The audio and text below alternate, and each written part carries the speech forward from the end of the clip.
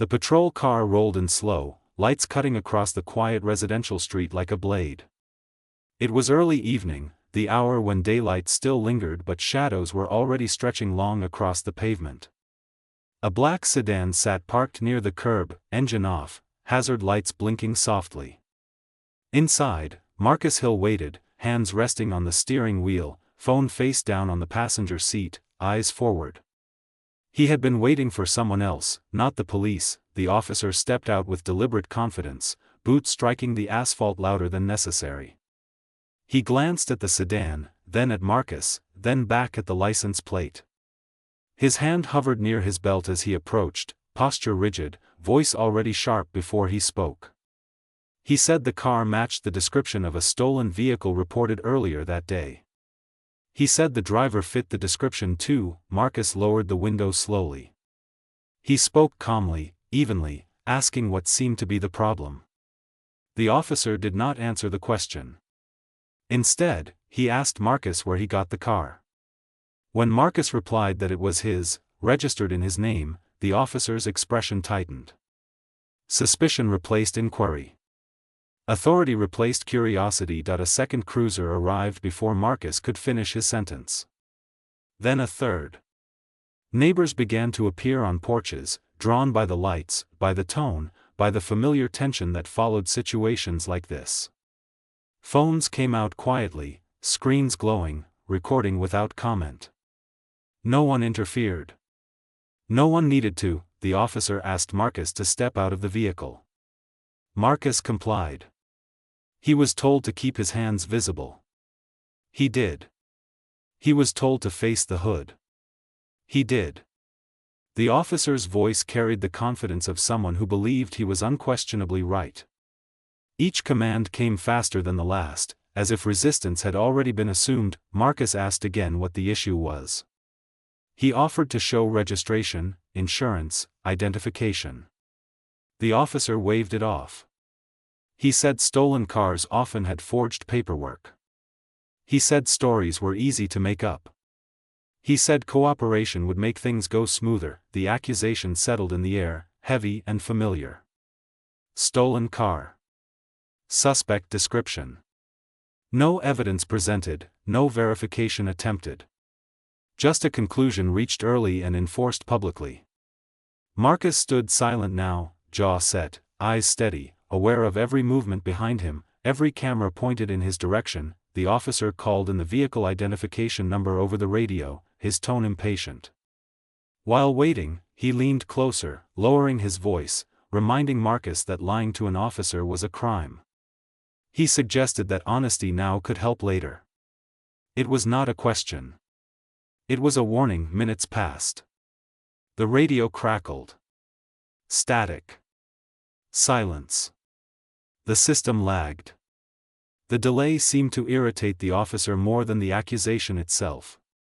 He shifted his stance, glanced toward the growing audience, then back at Marcus. He said he didn't like the look of this situation. He said things were not adding up. Marcus remained still. He did not argue. He did not raise his voice. He understood something the officer did not yet know. The car was not stolen. The paperwork was real. And the assumption being made about him, in this moment, would not end quietly. The street held its breath as the officer reached for his cuffs, convinced he was moments away from confirming his authority, unaware that the scene unfolding would soon expose far more than a mistaken stop. It would expose a system comfortable with accusation, confident in error, and unprepared for who Marcus Hill actually was. The cameras kept rolling as the officer's certainty hardened into action. Every second added weight to the moment, turning a routine stop into a public judgment.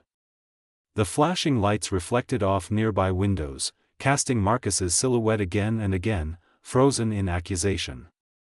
Somewhere behind the cruisers, a child watched from a doorway. Somewhere else, a neighbor whispered that this never ended well. The officer did not hear any of it. He was focused on control, on compliance, on proving a story he had already decided was true. The night seemed ready to remember everything that followed next without mercy or correction.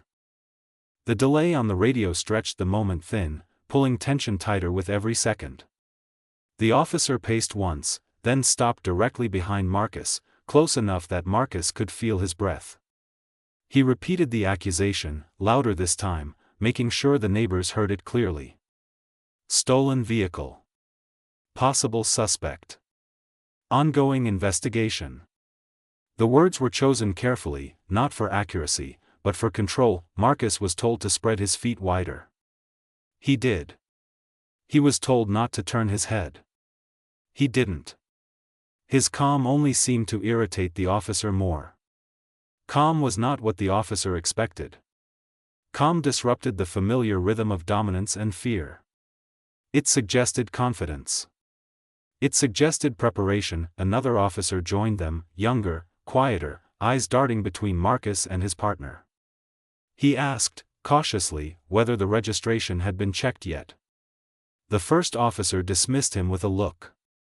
He said he'd been doing this job long enough to know when something wasn't right. He said instincts mattered. He said paperwork could wait. The second officer stepped back, saying nothing more. The hierarchy was clear. Experience over doubt. Authority over verification. Marcus finally spoke again, his voice steady, almost measured. He said he was on his way home. He said the car was legally registered and recently serviced. He said there was no report because no theft had occurred. He asked, calmly, if he was being detained or arrested. The question shifted the tone. The officer paused, then said Marcus was being temporarily detained pending investigation. He placed a hand on Marcus's shoulder, not forceful, but firm enough to remind him who controlled the situation. He guided Marcus toward the hood of the cruiser, away from his own vehicle, away from any sense of autonomy. Phones rose higher now. Someone whispered that this was getting serious. Another neighbor said nothing, just kept recording. The flashing lights washed the street in red and blue, turning faces into silhouettes, expressions unreadable. The officer asked Marcus again where he really got the car. He suggested maybe it was borrowed. Maybe bought cheap. Maybe taken without permission. Each suggestion was framed as help, as a chance to explain before things escalated further. The irony went unnoticed. Marcus answered each question the same way. It's mine. It's registered. You can check.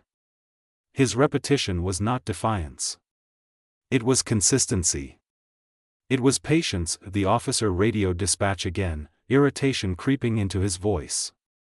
He asked for confirmation, emphasized urgency. He said he had a suspect detained. He said he needed information now. The response came back slow, fragmented, incomplete. The system was backed up. Verification would take time. Time, however, was already doing its work. The officer made a decision. He told Marcus he was going to be temporarily placed in handcuffs for officer safety. The phrase was rehearsed, familiar, nearly automatic. Marcus nodded once, understanding the optics. He did not resist as cold metal closed around his wrists. The sound of the cuffs clicked loudly, unmistakably, echoing down the street. A murmur spread through the onlookers. The moment had crossed a line. What began as suspicion had become restraint. What was framed as routine now felt punitive. Marcus was guided to the back of the cruiser and seated. The door closed. The window was up. He was separated from the street, from the cameras, from the narrative unfolding without him. Inside the car, the air was stale, the plastic seat unforgiving. He stared forward, composed, listening to the muffled voices outside. The officer stood tall now, posture relaxed, confidence restored. To the crowd, he explained that this was standard procedure. He said cooperation was ongoing. He said everything would be sorted out shortly. His tone suggested closure, not uncertainty, but outside the frame of his authority. Details were aligning against him. The license plate was correct. The vehicle identification number matched the registration database.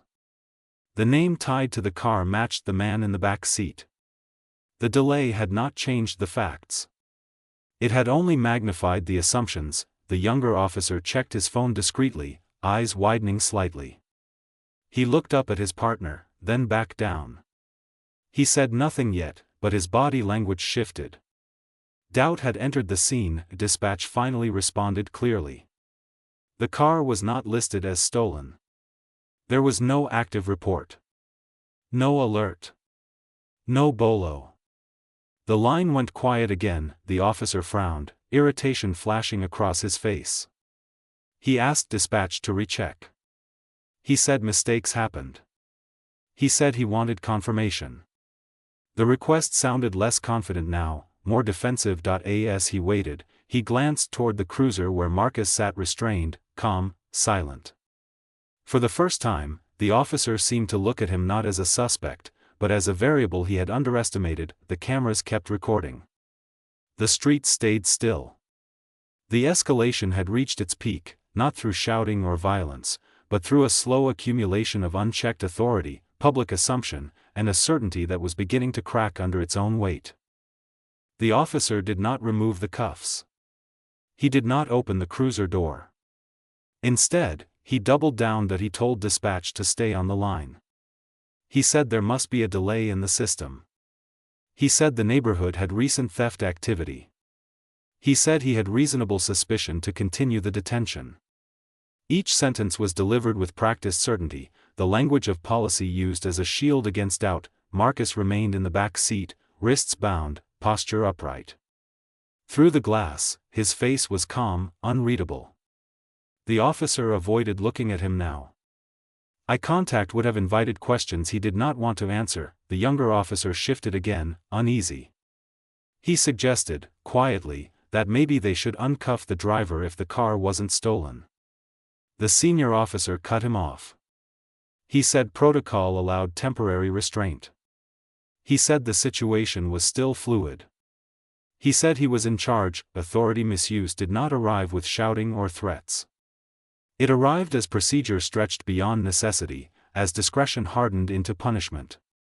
The officer began searching the vehicle anyway, citing officer safety and investigative authority. He opened the doors, rifled through the center console, checked the glove compartment. The search was not urgent. It was deliberate. Almost theatrical. A neighbor called out, asking what Marcus had done. The officer ignored her. Another neighbor asked why he was in handcuffs if the car wasn't stolen. The officer responded without turning around. He said this was an active investigation. He said interference would not be tolerated. Phones captured everything. Marcus watched from behind the glass as his personal space was dismantled publicly. Receipts, a jacket, a notebook were handled, examined, dismissed. Nothing incriminating appeared. No weapons. No contraband. No inconsistencies. The absence of evidence only deepened the officer's frustration. He returned to the cruiser and stood outside Marcus's window. He leaned down slightly, voice low. He told Marcus this would go faster if he stopped being difficult. He said cooperation meant answering questions, not hiding behind silence. He implied that things could escalate if Marcus continued to play games. Marcus met his eyes through the glass. He spoke evenly, clearly. He said he had already answered every lawful question. He said he had complied with every command. He said the car was verified. He asked again why he was still restrained. The officer straightened. He did not answer. Instead, he turned back to dispatch, requesting a supervisor. His tone shifted subtly, from assertive to strategic. A supervisor would validate the stop. A supervisor would share responsibility. A supervisor would dilute accountability. While they waited, the officer addressed the crowd again. He said situations like this were complex. He said people didn't always understand what officers faced. He framed the detention as caution, not error. He framed Marcus as a possible risk, not a wronged citizen. The narrative was being shaped in real time. A supervisor arrived 15 minutes later. He listened as the officer explained the situation, emphasizing suspicion, intuition, neighborhood patterns. He mentioned the cuffs only briefly. He did not mention the lack of evidence. The supervisor glanced at the paperwork, then at Marcus. He asked dispatch directly for confirmation. Dispatch repeated it clearly. The vehicle was registered. No theft report existed. The stop was unsupported. The supervisor exhaled slowly. He asked why the driver was still detained. The officer hesitated. He said things had moved quickly. He said he wanted to be thorough. He said safety came first. The supervisor nodded once, then told him to remove the cuffs. The instruction landed like a verdict. The officer opened the cruiser door. He removed the cuffs without apology, without explanation. He told Marcus he was free to go. The words were delivered flatly, as if releasing a burden rather than correcting a mistake. Marcus stepped out, stretching his wrist slightly. He did not raise his voice. He did not gesture toward the cameras.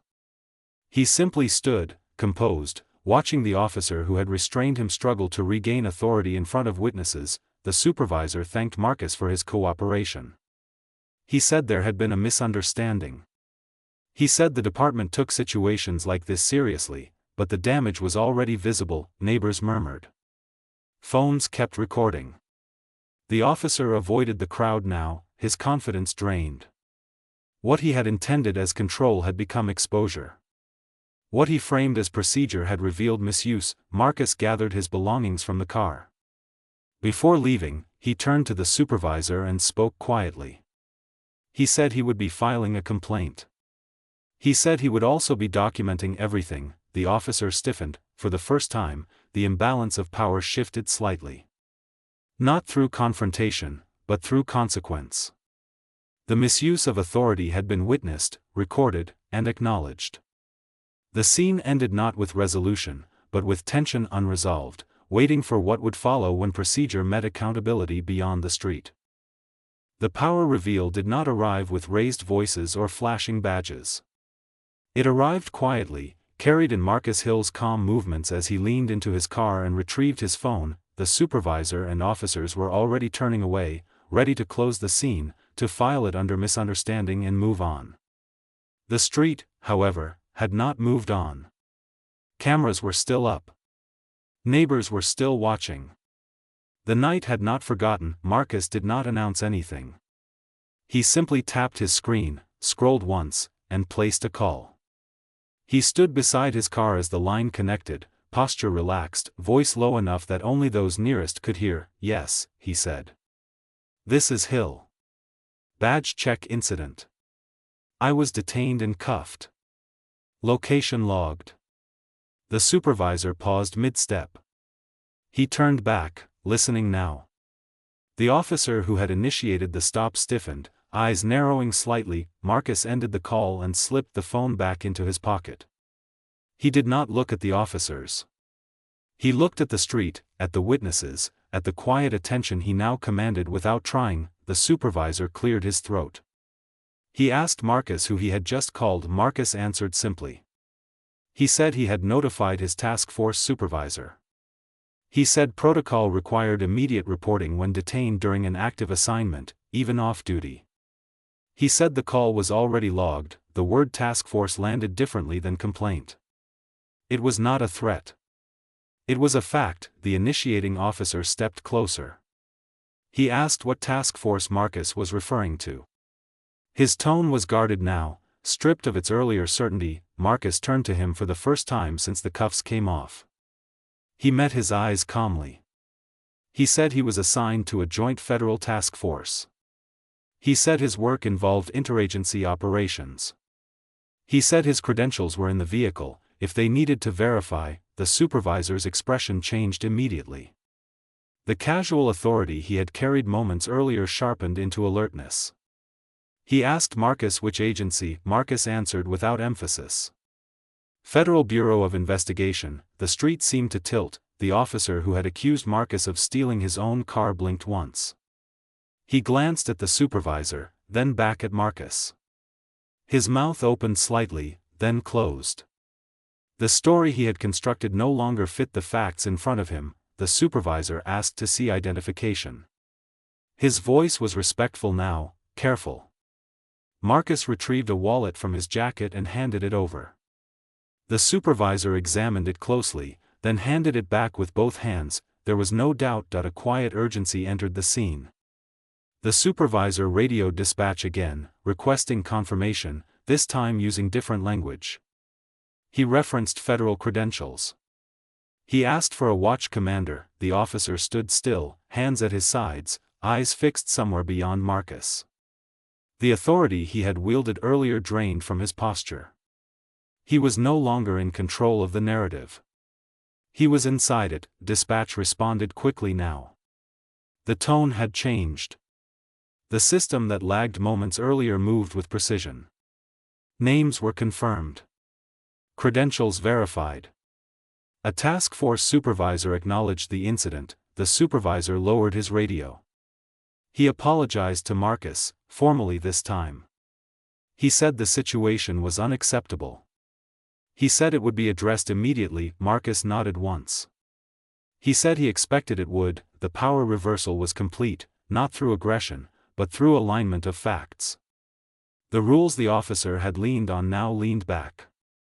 The same procedures used to justify detention now demanded accountability. The initiating officer tried to speak. He said he didn't know. He said there was no way to tell. He said he was just doing his job. Marcus did not respond. He did not need to. The supervisor addressed the officer directly. He asked why the cuffs had remained on after verification. He asked why the search continued without cause. He asked why a supervisor had not been called sooner. Each question landed heavier than the last. There was no audience for excuses anymore. Only record, policy, and review. Phones captured the exchange. The crowd sensed the shift. Whispers moved through the street, not of suspicion now, but recognition. The man accused minutes earlier stood validated. The authority figure stood exposed. A black SUV pulled up quietly moments later. No lights. No sirens. Two men stepped out, both wearing plain clothes, both moving with purpose. They approached Marcus first, speaking to him briefly, then turned to the supervisor. Credentials were exchanged. Names noted. Statements requested. The initiating officer watched from the edge of the scene as control passed completely out of his hands. What began as a routine stop had become an interagency incident. What he assumed was a powerless civilian was now the highest-ranking presence on the block. The task force agent thanked Marcus for handling the situation professionally. He said everything had been recorded. He said internal affairs would be notified automatically. The supervisor nodded, face tight. He assured them full cooperation. Marcus collected his things and prepared to leave. Before getting into his car, he looked once more at the officer who had accused him. There was no anger in his expression.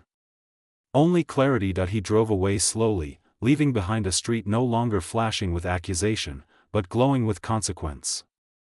The cameras lowered. The neighbors exhaled.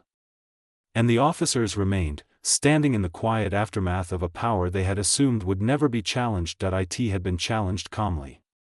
And it had not survived. The consequences did not arrive all at once. They unfolded deliberately, methodically, with the same patience Marcus had shown on the street. By the next morning, the footage was already moving. Not viral yet, but circulating in private messages, neighborhood groups, local forums. Multiple angles. Multiple phones. Clear audio. A calm man in handcuffs. An officer insisting on a stolen car that was never stolen. A supervisor correcting him too late. By noon, a clipped version surfaced publicly. No commentary. No captions beyond time and location.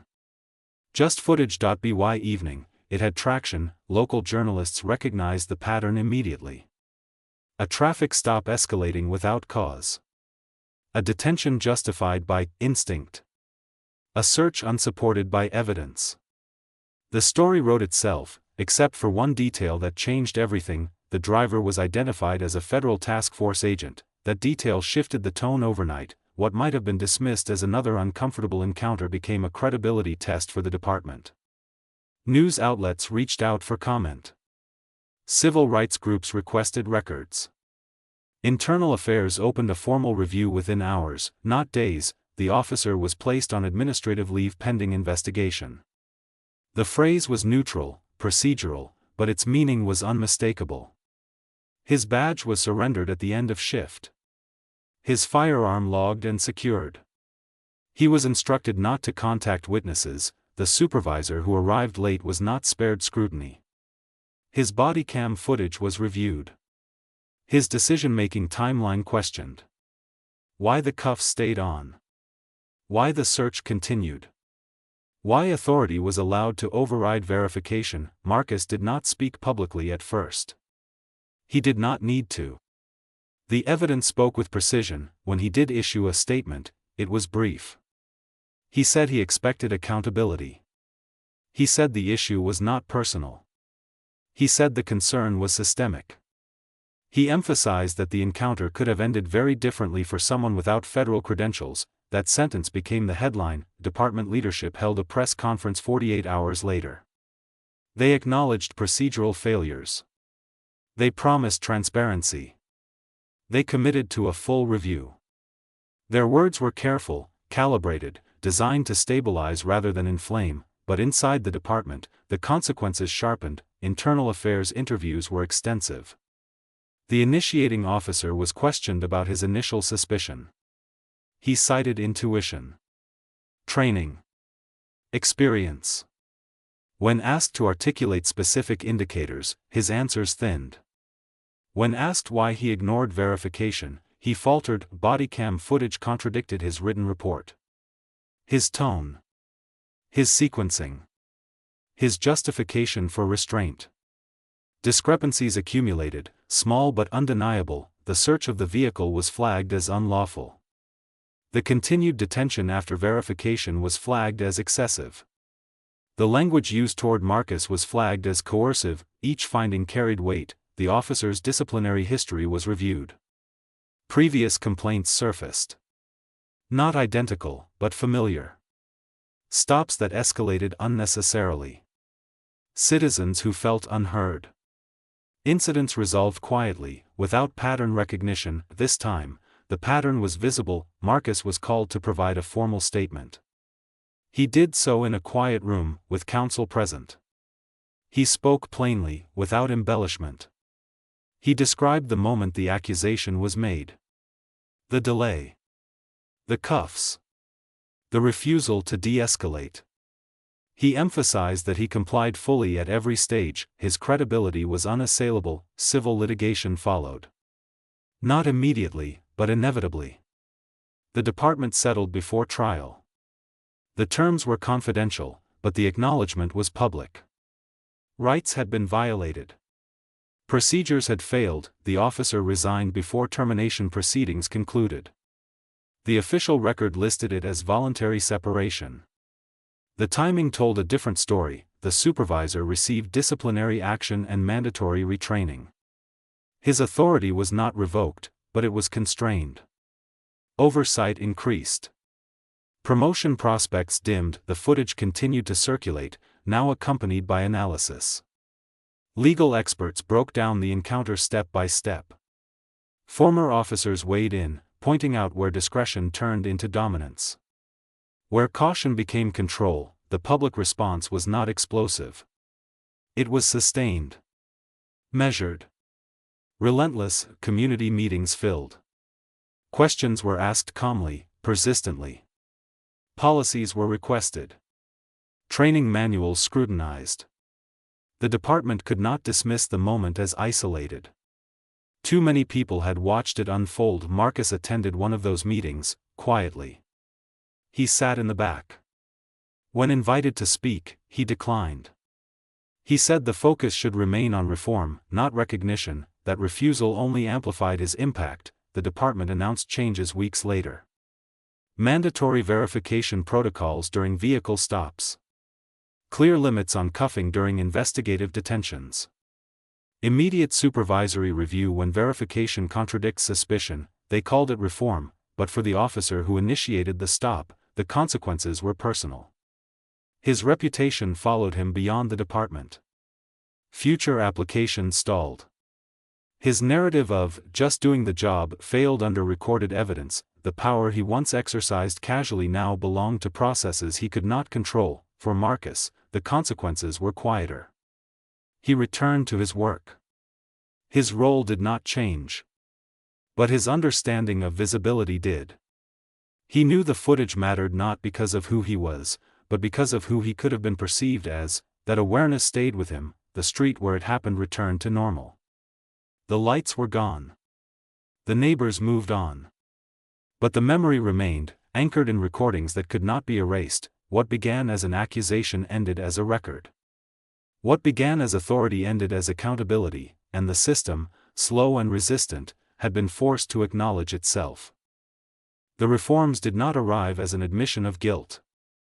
They arrived framed as improvement. Department leadership released a revised policy memo within a month, written in precise language, heavy with procedural detail. Vehicle stops now required documented verification attempts before restraint could be applied.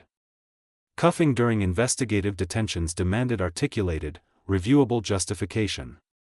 Supervisors were required to respond immediately when database checks contradicted officer suspicion. On paper, it looked incremental. In practice, it was disruptive. Roll call trainings changed tone. Scenarios once treated as discretionary were now examined step by step. Officers were instructed to verbalize reasoning, to slow encounters rather than dominate them. Body cam footage from Marcus's stop was used internally, anonymized but unmistakable, paused at key moments where authority could have shifted toward de-escalation and did not. The message was clear without being stated directly. This was avoidable. External oversight expanded. A civilian review panel was granted broader access to internal investigations involving restraint and searches. Their findings were no longer advisory only. Written responses from command staff became mandatory. Silence was no longer an option. Verification technology was upgraded. Mobile access to registration and ownership databases was streamlined to reduce delays that had once been used to justify prolonged detention. The excuse of waiting on the system lost its weight. Training modules were rewritten. Implicit bias discussions were no longer abstract. They were tethered to real footage, real consequences. Officers were required to confront how assumptions formed, how quickly suspicion hardened, how easily procedure could be bent when unchecked. Some resisted quietly. Others openly. The reforms were criticized as restrictive, as second-guessing. But the department did not reverse course. Public pressure remained steady. The recordings ensured that community engagement shifted as well. Forums once dominated by defensive explanations became more structured, more accountable. Residents asked for metrics. Stop data. Cuffing frequency. Complaint outcomes.